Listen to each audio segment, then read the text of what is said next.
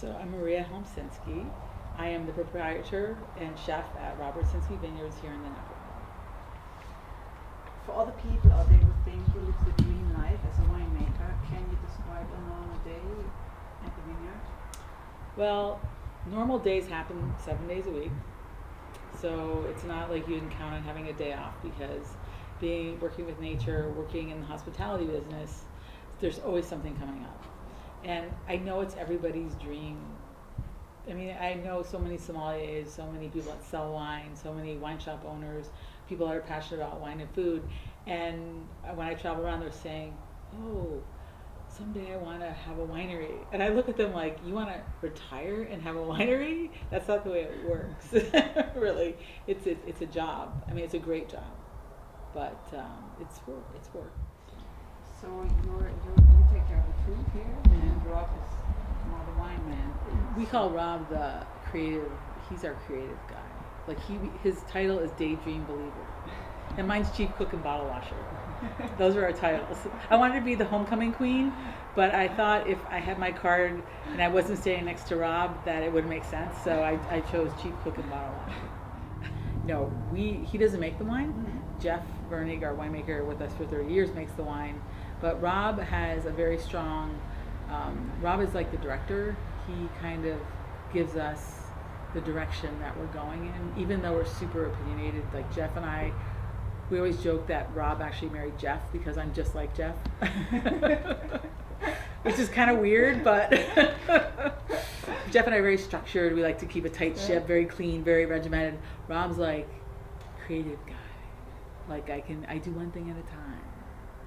So his day usually starts with, some kind of design work, thinking, and then he'll come into the winery and tell us his thoughts. Can you tell us a little bit about your work ethics? What is important for you to establish here, the relationship you want to establish with your employees? So, and this was established long before I came on board, but the idea, and it's tied a lot into biodynamics. Biodynamics is taking care of the system. So, by creating a strong soil.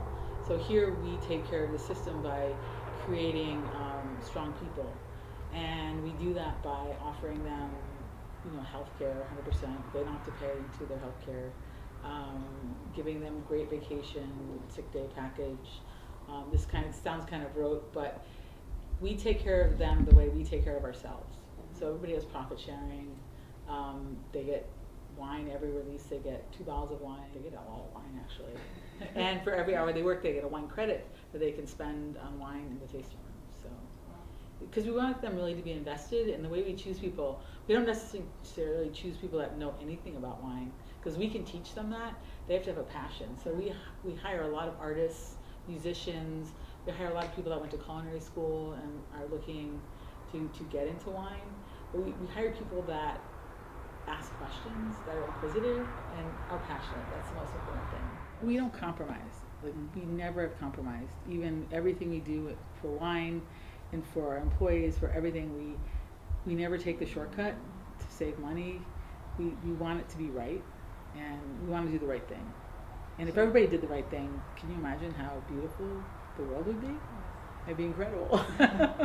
So you're totally independent. Mm-hmm.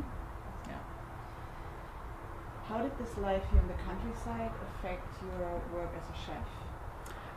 At first, being a chef in San Francisco, it's quite different.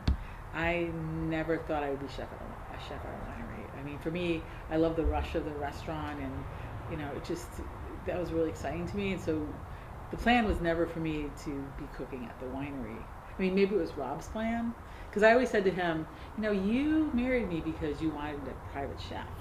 And then he turns back around and says, you know what? It would have been cheaper for me to hire a private chef.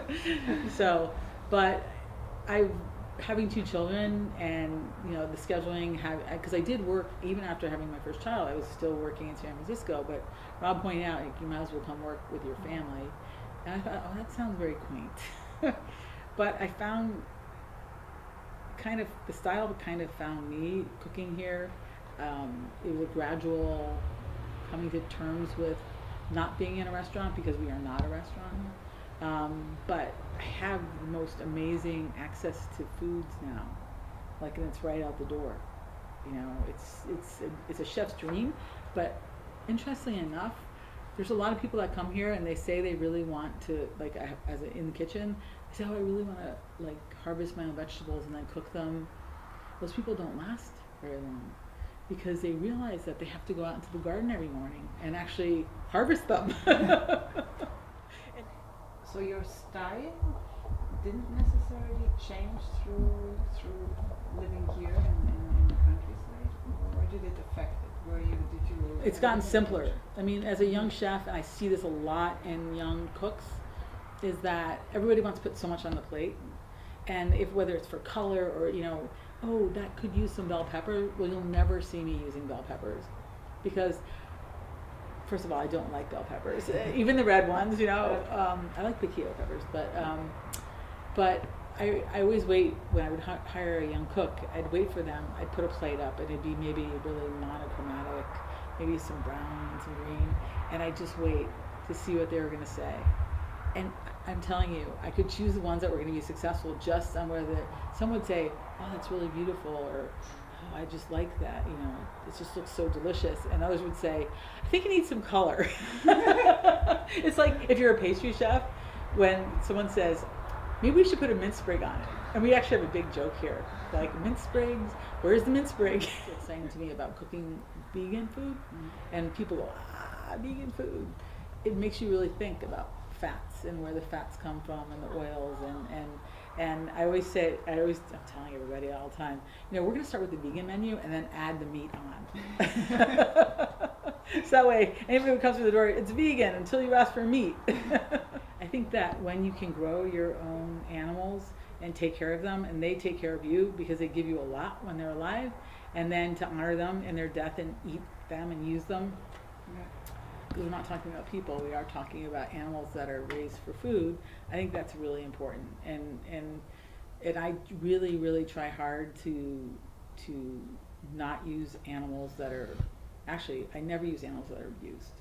Like, I don't go to big chains, I don't buy any huge meat packing meats. Everything's local, everything, I know the person who's raising it, I know where it's getting slaughtered, I know how it's getting handled. I have a feeling that it's moving a little bit in this direction again, where people want to Yeah. take more minimal, I hope so. pure recipes, also for home cooking, that people actually appreciate if they only need a handful of ingredients. Yeah. And if they can But use here's the thing, you give home cooks a handful of ingredients, and we're talking about simplicity, and it's the hardest thing.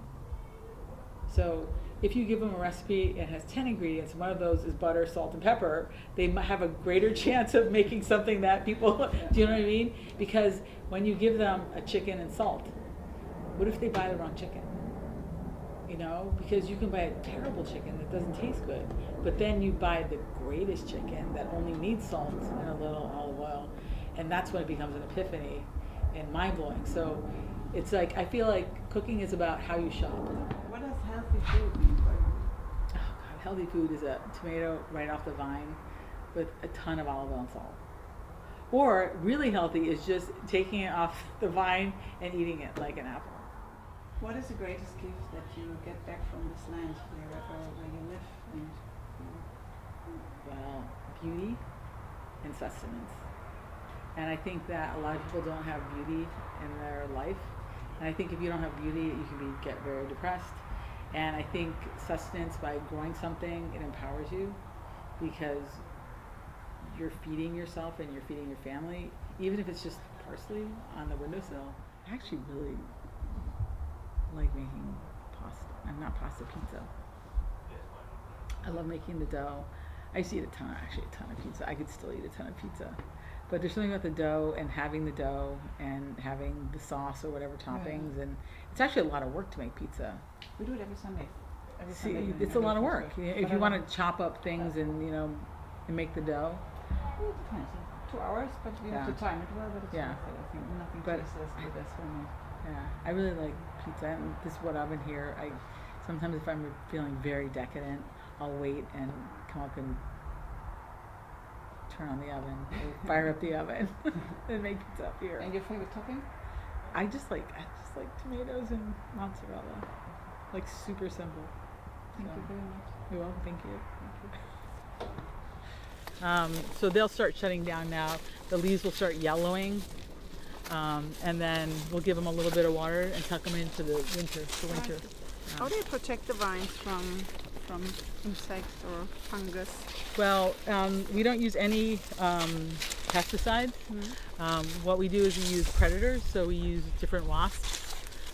We do use some ladybugs, and they basically lay their eggs.